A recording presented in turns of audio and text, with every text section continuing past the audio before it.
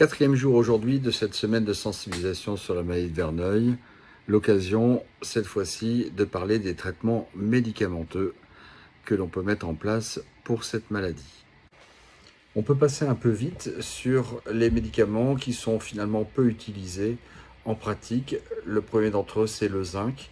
Ça fait très longtemps qu'on sait que le zinc est bon sur la peau. On peut le mettre en application locale et on peut aussi le donner sous la forme de gélules. En pratique, dans mon expérience, c'est pas très efficace.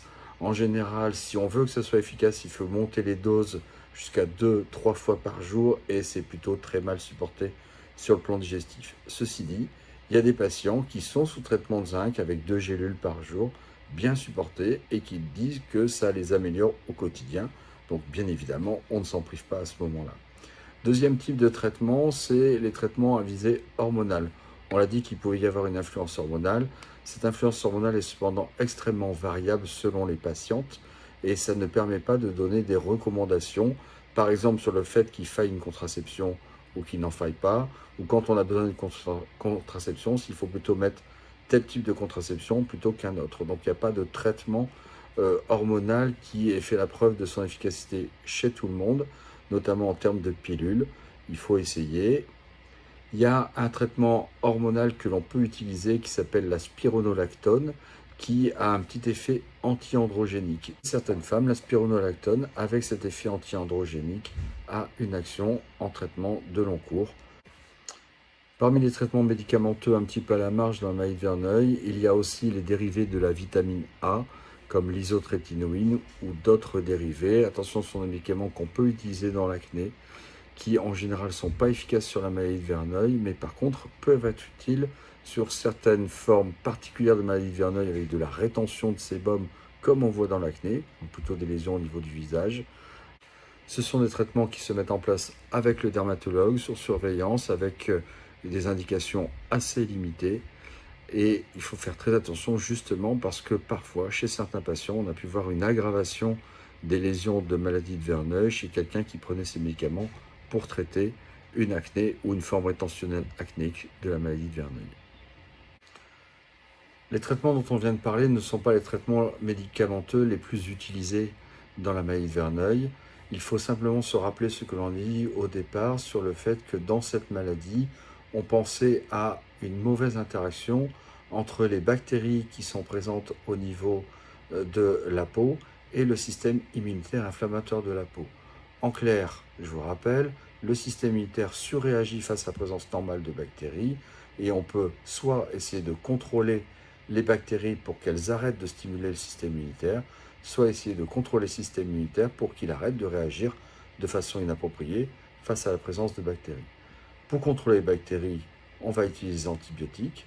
Pour contrôler le système immunitaire, on part sur les traitements immunomodulateurs qu'on appelle encore les biothérapies. Les antibiotiques, il y a soit en application locale, soit en comprimé, mais ce qui est le plus important à considérer, c'est qu'il y a deux façons de donner les antibiotiques. Première façon de donner les antibiotiques, c'est en cure courte, au moment des poussées. Deuxième façon de donner les antibiotiques, c'est au long cours pour essayer d'empêcher l'apparition des poussées. L'intérêt de ces traitements, c'est qu'ils calment la maladie, plus ou moins fortement, parfois complètement. Ça peut faire disparaître une poussée ou mettre complètement au repos la maladie. Les limites de ces traitements, c'est que, a priori, quand on va arrêter les antibiotiques, les bactéries pourront revenir et la maladie pourra redémarrer. C'est surtout vrai pour les traitements ponctuels.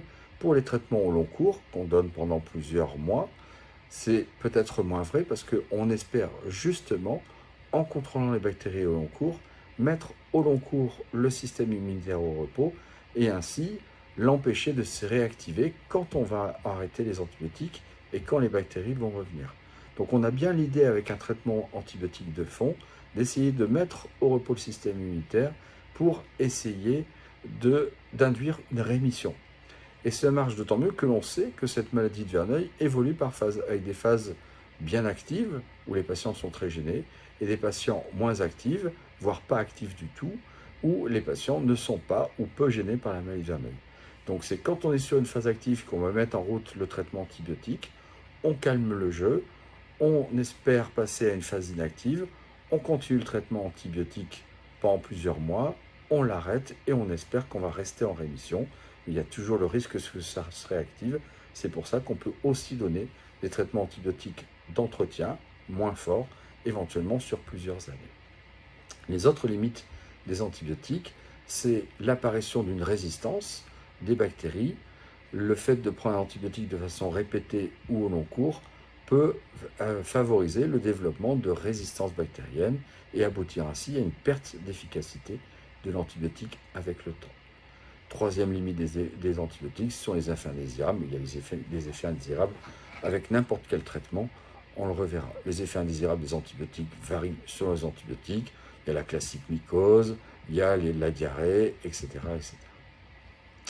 L'autre grand volet médicamenteux dans la maladie de Verneuil, ce sont les biothérapies, les traitements immunomodulateurs. Plutôt que de contrôler les bactéries, on essaie de contrôler le système immunitaire pour qu'il arrête de s'activer quand il voit des bactéries. C'est ça, ces traitements immunomodulateurs. Pour l'instant, dans la maladie de Verneuil, il n'y a qu'un seul médicament qui a l'autorisation de mise sur le marché pour la maladie de Verneuil, c'est l'adalimumab, qui va viser un acteur spécifique du processus inflammatoire. Le médicament va empêcher cet acteur de l'inflammation, qu'on appelle le TNF-alpha, de faire son action, et on espère ainsi contrôler le système immunitaire. Globalement, avec ces traitements immunomodulateurs, on a à peu près les mêmes limites que celles que l'on peut rencontrer avec les antibiotiques. La première de ces limites, c'est que le traitement peut perdre de l'efficacité avec le temps. On bloque un des acteurs de l'inflammation et au bout d'un moment, le système immunitaire inflammatoire peut contourner ce blocage pour à nouveau activer l'inflammation. Deuxième limite, c'est le fait qu'il y a des effets indésirables. Attention dans ces traitements immunomodulateurs, dans la mesure où on essaie de contrôler le système immunitaire, on diminue potentiellement les défenses immunitaires et donc on peut voir apparaître des effets indésirables comme des infections, notamment virales, un petit peu plus importantes. Troisième limite des biothérapies, c'est le fait que les patients sont dépendants du traitement.